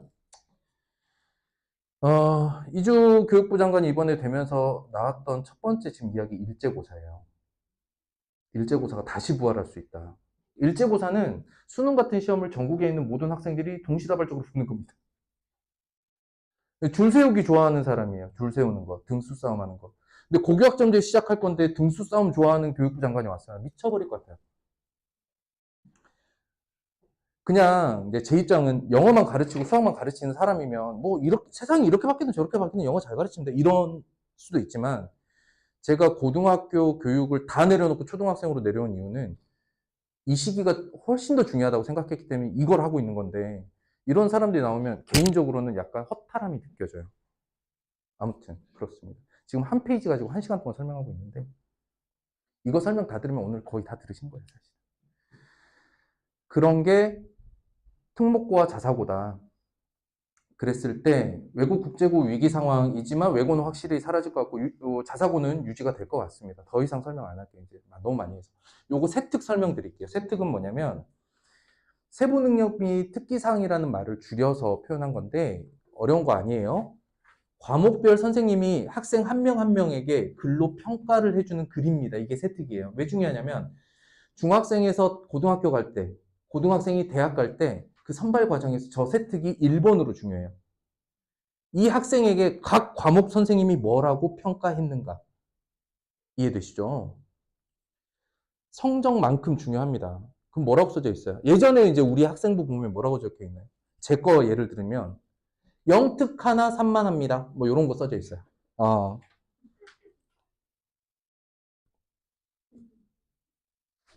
지금은 그런 거 안 써져 있어요. 어떤 거 써져 있냐면 이 친구가 무슨 수업 시간에 어떤 발표를 했고 어떤 태도를 보이며 어떤 과목의 어떤 내용을 이렇게 되게 구체적으로 써주거든요. 500자 내로. 전체 과목이 아닙니다. 한 과목 선생님당 500자 내로 쓸 수 있어요. 저 세특은 1교시 수업 동시에 고개를 숙이고 점심시간에 고개를 드는 친구에게는 아무것도 안 적히는 거죠. 그리고 수업 시간에 맨 앞자리는 좀 그렇고 앞에서 한 두 번째, 세 번째 요 정도 앉아가지고 제가 하겠습니다. 이거 아는 사람 제가 해보겠습니다. 선생님 제가 해보겠습니다. 이런 친구들이 세특이 잘 나와요. 성적까지 좋아야 되긴 하지만. 그런데 지금 세특을 어떻게 작성하냐면 그냥 글로 작성하는 거예요. 근거가 없어요. 근거가 없는데 캐리스 아까 통합 설명드렸죠. 이제 이게 어떻게 되는 거냐면 수업 시간에 어떤 수행평가를 하잖아요. 그럼 수행평가마다 글을 쓰게 돼 있어요. 선생님들이 이제 거기에 근거가 있는 거죠. 이제 세특은 근거가 있다는 건 뭐냐면 이렇게 써진 세특이 하나로 통합되면 전체 세특이 되는 거예요. 하기 때문에 이것도 완전히 온라인화 된다. 세특이 요새되는 1대1 매칭이 그겁니다.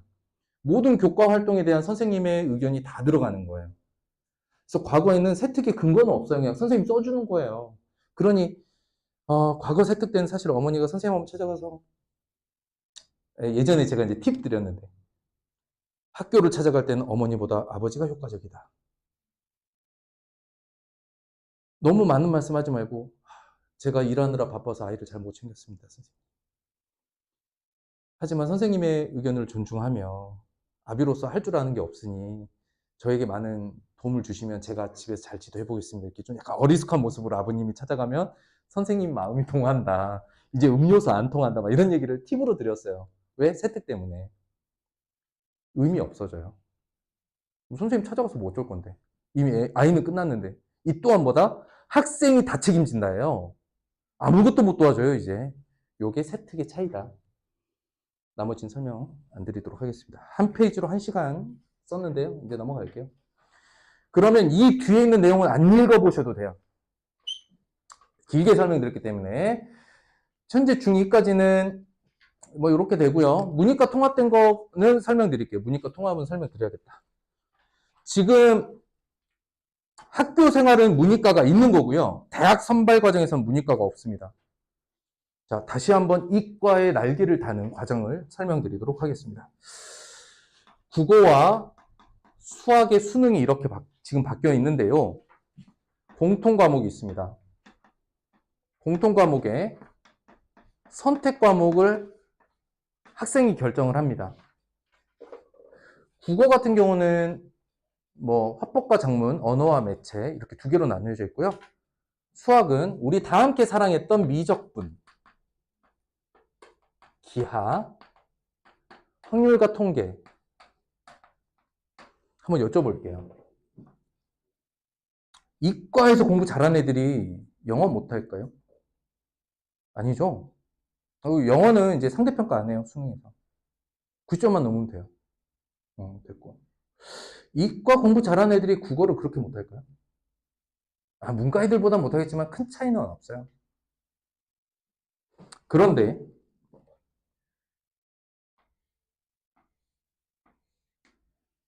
이과 애들이 문과 애들보다 수학을 잘할까요? 생각 한번 해봐요. 이과가 문과보다 수학을 잘할까요? 아니요. 미친 듯이 잘해요. 이 미친 듯이 잘하는 게 무슨 효과를 보여주냐면 공통 과목의 평균이 높은 집단에게 보정 점수를 줍니다. 왜냐면 여기가 수원, 수투를 보거든요. 지수로그 삼각함수, 다항함수의 미적분 이렇게 두 개예요. 요거 두 개로 문과든 이과든 누구든 이건 다 같이 봐요. 그 다음에 이렇게 세 개를 선택을 해요. 셋 중에 하나를 선택합니다. 근데 이번에도 봤지만 기하는 선택 안 해요, 아이들이. 그러니까 크게 그룹이 두 그룹이 나와요. 미적분 그룹과 확통 그룹이 있어요.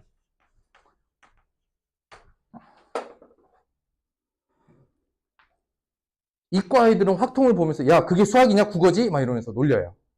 야 그게 수학이냐? 이렇게 놀려요. 자 그룹이 이렇게 나뉘었는데 이 두 그룹 중에 공통 과목의 평균이 높은 그룹에게 플러스 점수를 더 줘요. 이게 표준 점수라고 하는 거예요. 얼마를 붙여줄까요? 공통 과목 평균 차가 크면 클수록 이쪽에 더 많이 점수를 보정해줘요. 근데 확통을 누가 선택한다고요? 공부 잘하는 문과부터 수포자까지 다 일로 들어와 있어요. 그러겠죠? 수포자가 미적분을 한다고요? 말도 안 돼요. 여기는 미적분은 당함수 미적분이랑 아예 차원이 다른. 우리 좋아했던 거 뭐 이렇게 생겨가지고 막 사인 함수 그리고 코사인 함수 그리고 탄젠트 함수 그리고 했던 거 그거 싫어하잖아. 제대로 할 애들만 이쪽 그룹에 들어와 있어요. 그러니까 이 공통 과목의 평균차가 엄청 벌어지는 거예요. 그러니까 이쪽이 다 보정받죠. 이과가 이걸로 수학 점수를 등급을 다 빨아먹어버리고 문과는 수능 최저도 못 맞추는 상황입니다. 이게 지금 현재 지금 위에 학년 세대들인데 올해 첫 시행이에요. 그러면 이런 흐름은 문이과로 구분하지 않고 성적을 내고 있는 이거는 돌아가지는 않을 거예요. 우리 아이들도 적용은 받을 겁니다. 이 정도. 이거 위에는 다 설명드렸던 내용들이 주로 들어가 있습니다. 고교학점제 디지털 통합 플랫폼 다 말씀드렸죠? 디지털 통합 플랫폼 이거예요. 애들 이걸로 공부해요. 온라인도 이걸로 듣고. 고1부터 보고서 토론 발표 절대비중. 저거 꼭 챙기셔야 되는 게 이거는 말씀드릴 수 있어요. 수학은 어차피 문제풀어 답 맞추는 건 변하지 않을 겁니다. 약간의 변화가 크게 느껴지지 않을 건데 가장 큰 변화는 국어, 영어예요. 계속 말씀드리는데 영어 공부를 문제풀어 답 맞춰서 점수 내는 단어 암기 시키고 단어 시험 보고 하는 것들 거꾸로 물을게요. 왜 하죠? 나중에 시험 잘 보려고요. 그 시험은 무슨 시험인가요? 학교 시험과 수능이에요. 아, 그래요? 근데 학교에서 이제 더 이상 영어 시험이 비중이 크지 않아요. 수능도 90점만 넘으면 돼요. 왜 모든 영어는 그거라고 생각하시죠? 그러면요, 발표와 토론은요, 작문은요, 더 나아가서 영어가 고3 끝나고 인생에서 영어가 사라지는 게 아니잖아요. 그때부터 영어가 시작이거든요. 작문, 발표, 토론 영어를 안 하고 있다면 지금 해야 돼요. 지금. 골든타임은 중1 전까지. 중2부터는 입 딱 닫아요. 선생님이랑 영어로 이야기를 한번 해볼까? No. 끝이에요. I don't want. No. 이거는 꼭 챙기셔라. 어떤 과목이든 발표 토론이다. 그러니 주 양육자의 대화 태도가 되게 사실은 중요해요. 그래서 언어 영역은 사실 엄마가 많이 맞는다고 하죠. 주저리 이야기하고. 아빠는 탐구 과목. 저도 그래요. 저희 딸이랑 대화하는데 엄마는 생활 이야기하고 아빠랑은 씨와 씨앗은 어떤 차이가 있을까? 뭐 이런 얘기하고. 아빠랑 이순신 장군의 역사에 대해서 한번 알아볼까? 뭐 이러면서 사회나 이제 역사나 과학 얘기를 저랑 많이 해요. 어쨌든. 그래서 그런 부분이 매우 중요하다. 뭔가 문제 풀어서 답 맞추고 점수 매기고 몇 점이고 넌 레벨이 몇 점이고 이거 20년 전에 토플 기반으로 만들어졌던 영어 프로그램이 모두 다 그게 맞다고 생각하니까 그냥 쫓아왔던 거라고 저는 생각을 해요. 그러니 단어 공부는 단어 시험이라고 생각하는 거고 독해 능력은 독해 문제 점수라고 생각을 하는 거예요. 그 독해 문제 점수는 저런 토플 책에서 나와요. 저희도 토플 과정이 있거든요. 고학년 가면 웬만하면 요즘에 저희 다 빼고 있어요. 왜 해야 돼? 그 생각을 해본 거예요. 우리가 영어를 왜 이걸 가르쳐야 돼? 차라리 말을 시켜, 글을 써. 이게 맞지. 토론을 해. 라고 생각을 합니다. 이거는 꼭 놓치지 마셔야 될 것 같아요. 나머지는 다 설명드렸어요. 앞에서. 다 설명드렸던 거라서. 아까 뭐 이렇게 학교 간 이동 다 설명드렸죠. 그래서 제가 아까 말로 설명드렸던 건 뒤에 그냥 글로 있기 때문에 읽어보시라고 제가 넣어드린 거다라고 보시면 되겠습니다. 그래서 요즘 아이들 보면서 이런 생각이 좀 들어요. 초등학생들이 문해력이 굉장히 떨어져 있거든요. 그러면 글을 읽혀야 되는데 글을 읽히지 않고요. 그러니까 포스터로 만들어줘요. 카드 뉴스라고 하죠. 아이들에게 정보 전달을 요즘 그림으로 하고 영상으로 해요. 아이들이 글을 안 읽어요. 어떻게 해요? 읽혀야죠. 독서 태도 매우 중요합니다. 그리고 중학교에서는 자유학년제 보내고 적당한 내신 말랑말랑 했다가 갑자기 고2를 됐더니 전교 몇 등 싸움을 해야 돼요. 그 전교 몇 등 싸움에 1년이 끝났더니 갑자기 보고서 제출하라고 하고 발표 토론하래요. 발표 토론 안 하면 세특이 구멍이 나요. 대학에서 학생을 볼 게 없어요. 점수도 구멍 나고요. 어머나, 분명히 언니한테 들었을 때는 토플 열심히 공부시키면 된다고 했는데 우리 애가 영어로 한마디도 못하네? 이렇게 돼버리는 거죠. 수능에서는 선원술이 나오네요. 작문 능력이 있어야 돼요. 글쓰기 능력이 있어야 되고 AI가 채점할 겁니다. 대학은 어떨까? 전공적합성을 볼 거예요. 고등학교 때 어떤 과목을 했는가? 그리고 어떤 노력들을 했는가? 세특이죠. 기초학력이 우수한 학생을 뽑겠죠. 그럼 고1 성적을 볼 거예요. 진로 선택 과목을 원칙적으로 선택했는가? 이 친구는 진로 탐색 활동을 제대로 했는가를 볼 거예요. 그러니 건물주 이런 거 쓰고 있는 애들 빨리 지금 진로 탐색하셔야 된다는 이야기입니다.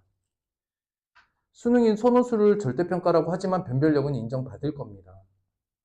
그럼 뭘 준비해야 되지? 일단 고1 공통과목 석차는 잡아야 돼요. 저건 잘해야 됩니다. 고1 국영수 성적 잡아내야 돼요. 그리고 진로 전공은 중학교 3학년 2학기 안에는 무조건 선택해놓고 가시는 게 좋아요. 저는 보통 추천드리는 거는 대학교 학부 수준의 선택까지는 맞춰라. 내가 공과대가 아니라 화생공으로 갈 건지, 뭐 건설 시스템으로 갈 건지, 산업 시스템으로 갈 건지, 아니면 뭐 지구 뭐 요즘 이름 많이 바꿨더라고요. 지구 물리 쪽으로 갈 건지. 전공 적합성 면접 대비를 위해서 전공 독서 잘해둬야 됩니다. 내가 선택한 전공 관련된 독서를 잘해둬야 돼요. 어차피 교수님과 함께하는 면접일 텐데, 이 친구가 우리 전공과 관련해서 얼마나 깊이 있는 이해를 하고 있는가는 학과 공부로 나오진 않아요. 독서에서 나와요. 독서 중요하겠죠. 장문해야 되고요. 그래서 여기는 다 설명드렸기 때문에 선행 심화는 좀 설명드릴게요. 질문 진짜 많이 들었어요. 선행과 심화. 제 결론은 두구두구두구 두구두구두구 두구두구 당연히 심화. 선행은 의미 없다. 의미 없다요. 저는 선행 의미 없다. 이런 거잖아요. 우리 아이들이 하는 경쟁이 뭐 이렇게 보면 여기가 골인이라고 한번 해볼까요? 달리기라고 생각해 볼게요. 달려요. 어떤 아이가 앞서 달린대요. 앞서 달려요. 앞서 달리는데 골인 지점 앞에 문이 이렇게 있는 거예요. 멈춰! 멈춰!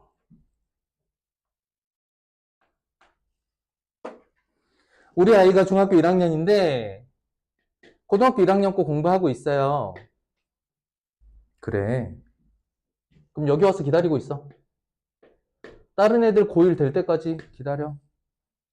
맞죠? 지금 중학교 1학년이 고등학교 1학년 거 공부해요. 그거 가지고 지금 시험 보나요? 아니죠. 고1까지 기다려야 돼요. 그리고 진짜 경쟁은 여기서부터 여기까지. 진짜 고1이 돼서 시험까지죠. 이거 잘 뛰어야 되는 거잖아요. 이거 잘해뒀대요. 이거 잘해둔 게 여기에 영향을 미치느냐? 저는 영향 미치지 않는다가 결론이에요. 어떤 애를 보니까 시험을 되게 잘 봤는데 그 친구는 선행을 했대. 그런 친구만 있던가요? 어떤 애가 되게 잘했대. 근데 걔는 선행을 안 했대. 선행을 했는지 안 했는지가 이 결과를 결정짓지 않습니다. 근데 이 결과를 결정짓는 공통된 요소 딱 하나, 심화. 걔는 선행은 안 했는데 심화를 진짜 열심히 했대. 나와요. 걔는 선행을 해놓고 심화를 열심히 했대. 나와요. 이유를 좀 설명을 드릴게요. 아까 이제 4%, 11%, 23%, 1, 2, 3등급만 놓고 설명 드릴게요. 수진이라 함은 저희가 이제 수학으로 설명드리는 게 제일 빨라서요. 언어는, 어학은 사실은 이렇게 수준 구분하기 좀 어렵거든요. 수학은 딱 구분이 되니까요. 센이 딱 3등급에서 2등급 사이 정도의 문제들이 나와요.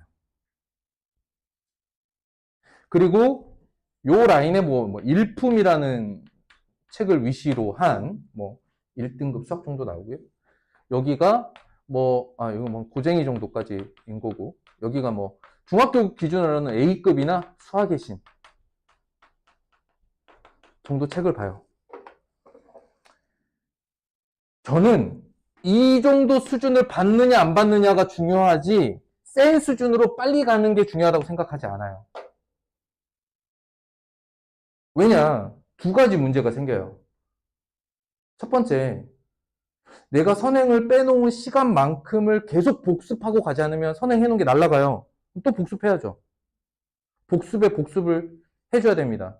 두 번째, 아이들에게 나쁜 신호를 줘요. 무슨 신호냐? 쌤도 A, B, C 등급이 있어요. C 단계가 있어요. 쌤의 가장 어려운 문제 수준이 2등급, 3등급 수준이라고 저는 봐요. 얘 인생에서 수학 문제는 제일 어려운 게 3등급 수준인 거예요. 그랬더니 어느 순간 A급을 딱 보려고 봤더니 숨이 턱 막히고 이건 뭐지 해버리는 거죠. 그런데 제가 확인해 본 바로는 선생님 저 요즘에 뭐 하고 있어요. 이렇게 선행하는 친구들 있잖아요. A급 수학의 신까지 보면서 선행하고 있다면 안 건드려요. 해. 근데 어떤 애가 고쟁이를 들고 왔어요. 중학교 1학년이고요. 저한테. 선생님 이거 좀 어려워서 못 풀겠어요. 그래. 중학교 1학년인데 중3 걸 하고 있더라고요. 수학책의 단계는 이렇게 구성되어 있습니다. 쌤의 가장 어려운 문제는 A급 중간 정도 문제고요. 이해되시죠? 그럼 이 친구가, 고쟁이 한 중간 정도 되고, 고쟁이 제일 어려운 문제가 한 A급 중간 정도 된다 치면, 이 친구는 고쟁이 어려운 게 해결이 안 돼요. 고쟁이 중간 문제 해결이 안 돼요. 얘는 쌤밖에 안 되는 거거든요. 근데 그걸 못 풀어서 막 울고 그래요. 근데 선행을 너는 중학교 1학년 A급을 다 풀어봤니? 넌 너의 학년 거에 대해서 가장 어렵다고 할 수 있는 수학 문제에 대한 해석 능력을 가지고 있니? 아니래요. 아니에요. 근데 어떻게 이렇게 할까? 이렇게 할 수 있는 방법이 딱 하나 있어요. 문제 푸는 방법을 외우는 거예요. 어떻게 외우냐? 간단해요. 선생님이 이렇게 설명을 하는 거죠. 야, 이 문제 이거 있으니까 이렇게 풀면 돼. 이 문제는 이거 있으니까 이렇게 풀면 돼. 문제 푸는 방법을 알려주고 똑같은 문제 숫자 바꿔서 숙제를 내주는 거예요. 아이는 선생님 따라서 쉐도잉을 합니다. 진짜 자기 실력이라고 생각해요? 아니요. 선생님 머리를 빌려온 거예요. 수학을 제대로 한다 하면 주어져 있는 문제가 물어보는 게 뭔지 알고 이 문제를 해석해내서 나는 어떻게 풀어야지라는 문제 해결력을 스스로 끌어내는 게 진짜 수학 실력이에요. 고등학교 올라가면 다 그렇잖아요. 왜? 새로운 문제를 계속 만들어내거든요. 이미 나왔던 문제는 5년 동안 못 내게 만들어져 있어요. 그러니까 기출문제 의미 없는 거예요. 그렇죠? 우린 아이들이 고등학생이 되었을 때 수학 문제 해석 능력과 문제 해결력을 키워줘야 되는데 이거 둘 다 안 돼. 문제 푸는 방법을. 왜? 보여줘야 되니까. 뭘 보여줘야 돼? 우리 학원은 선행을 하고 있습니다. 이거 보여줘야 되거든요. 다들 여기에 꽂혀가지고 제가 고3 끝까지 가보고 나서 내린 결론이에요. 다 필요 없고 심화했으면 선행을 하든 뭐든 다 상관없어. 더 본질적인 말씀 드릴게요. 수학에는 선행이 없어요. 단계가 있는 거지. 그냥 교과 과정에서 여기까지를 중학교 1학년 거라고 하자. 원래 수학에는 그런 건 없어요. 이렇게 교육과 과정으로 자른 거지. 다만, 각 단계를 정말 깊이 있게 공부하면서 다음으로 넘어가고 있느냐가 중요하다는 얘기예요. 하기 때문에, 선행하지 마라. 아닙니다. 선행을 했다는 것이 아이의 수학 실력의 척도가 아니다라는 말씀을 드리고 싶었던 거예요. 그래서 우리 아이가 가장 깊이 있는 수학까지 곰곰이 생각하면서 해석해내고 있다 그러면 선행하라고 해요.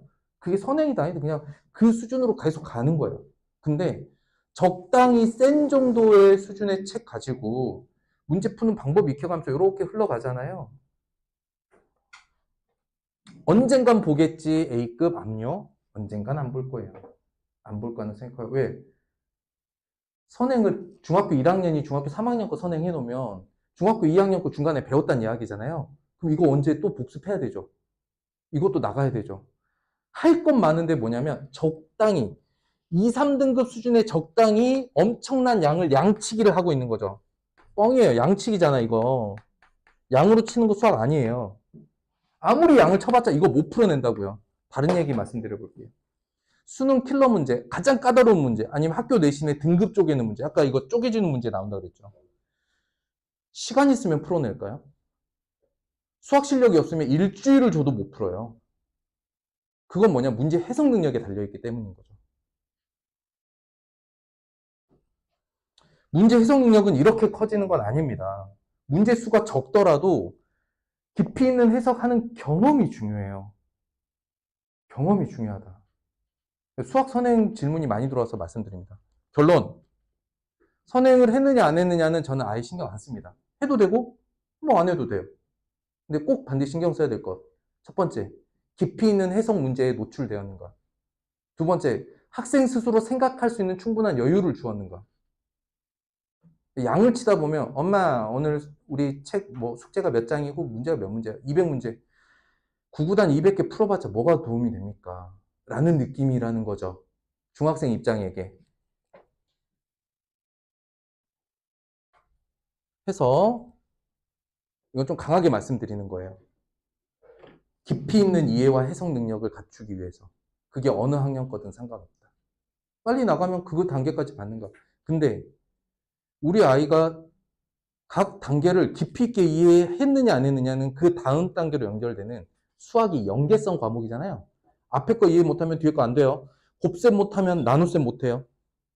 그쵸? 최대공약수 최세공배수 이해 못하면 약분통분 못해요.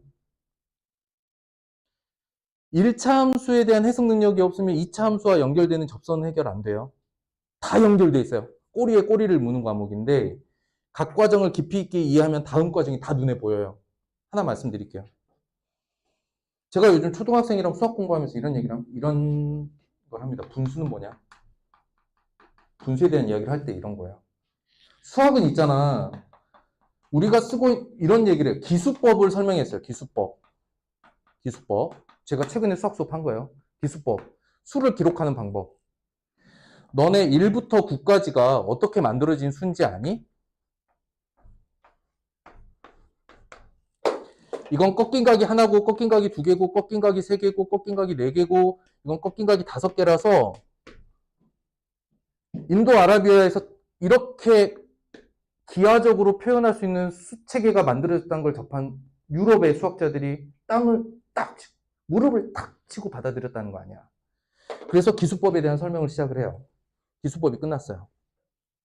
그런데 안타까운 건 한계가 우리는 0부터 9까지 10개의 수로만 표현을 하는데 세상에는 이 10개의 수로 표현할 수 없는 수도 있다. 대표적으로 한번 볼까?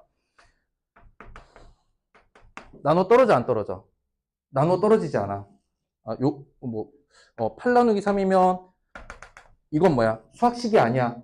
수학의 식이라 하면 수학적으로 논리적으로 표현할 수 있는 표현인데 이건 수학식이 아니야. 나눗셈 결과 목과 나머지를 나눠 쓴 거지. 우리는 이거를 똑바로 쓰기 위해서는 소수, 즉 기수법으로 표현해야 되는데 소수로 표현할 방법이 없어. 나눠 떨어지지 않으니까. 그럼 수학자들은 어떤 판단을 하냐면 소수, 즉 기수법으로 표현할 수 없는 수는 기호를 갖다 쓰기로 했어. 그냥. 그래서 뭐 2 나누기 3 우리는 소수로 표현할 수 없지. 그럼 기호로 그냥 이렇게 쓰기로 했어. 분수야. 분수는 뭐야? 기수법으로 표현할 수 없는 수를 기호로 나타낸다. 이게 첫 번째 수거든요. 두 번째 수가 루트예요. 세 번째 수가요? 로그예요. 이 모든 수책에는 기수법으로 표현할 수 없는 수는 기호로 쓴다. 그러므로 수학이 깊어지면 깊어질수록 자꾸 알파벳이 튀어나오더라. 그건 당연한 거야. 초등학교 4학년한테 수체계에 대한 설명을 할 때 저는 고등학생이 돼서 앞으로 어떤 생각을 해야 되지라는 생각을 하면서 수업을 해요. 그리고 나서 수체계, 덧셈 체계 항상 지금 고민하면서 그 과정들을 설명을 해나갑니다. 나중에 내가 이걸 설명할 거니까. 그때 그거 기억나니? 분수가 뭐야? 소수로 표현할 수 없는 수를 기호로 표현한 수입니다. 여기까지 나와야 돼. 라고 얘기를 해요. 이게 심하라고 생각합니다. 야, 2 나누기 3은 3분의 2야. 왜요? 그냥 외워. 자, 선생님 문제 20개 줄 테니까 다 풀어. 그러니까 이게 잘못됐다는 게 아니라 이렇게만 하고 계속 다음 걸 넘어가잖아요. 그냥 그렇게 하기로 세상에 그냥이 어디 있어. 논리적으로 설명을 해보자고. 그럼 아이들이 되게 힘들어요. 왜 이렇게 될까? 근데 왜 이렇게 될까에 대한 깊이 있는 고민을 하는 게 저는 심하라고 생각을 합니다. 그거에 노출되고 그거를 고민하고 하루에 수학 문제를 5문제만 풀어도 좋으니 그 5문제를 머리 뜨겁게 고민하는 경험을 주는 거. 근데 그거 없이 양만 이렇게 책 몇 권씩 막 이만큼씩 제가 제일 싫어하는 수학책이 삼천제예요. 중학교 삼천제. 이만큼 두꺼워요. 똑같은 문제 계속 반복해서 풀리는 거. 그게 필요 없다가 아니라 그것만 시키게 되기 때문인 거죠. 그 부분은 좀 강하게 말씀드리고 싶었다. 다른 거 없습니다. 진로 탐색 방법은 이제 제가 곧 끝낼 거거든요. 진로 탐색 방법 제가 제일 추천드리는 게 워크넷이에요. 또는 커리어넷. 커리어넷 안 보셔도 돼요. 워크넷. 어디냐면 고용노동부 홈페이지입니다. 이건 지난번 설명회 때 아주 디테일하게 함께 해봤던 거기 때문에 오늘은 짧게만 그냥 여기다 한번 써드릴게요. 워크넷인데 워크넷에 들어가시면 청소년 관련된 직업 띵띵띵 검사가 엄청 많아요. 홀랜드 검사를 기반으로 한 직업 적성검사, 직업 성숙도 검사, 또 어른들용도 있어요. 아이들의 유형 검사 이런 것들을 통해서 일단 진로 탐색을 하고 난 다음에 진로 탐색이 끝나면 각 직업, 진로와 직업에 대한 소개글이 엄청 잘 되어 있어요. 이거 다 아이들이 읽어봐야 돼요.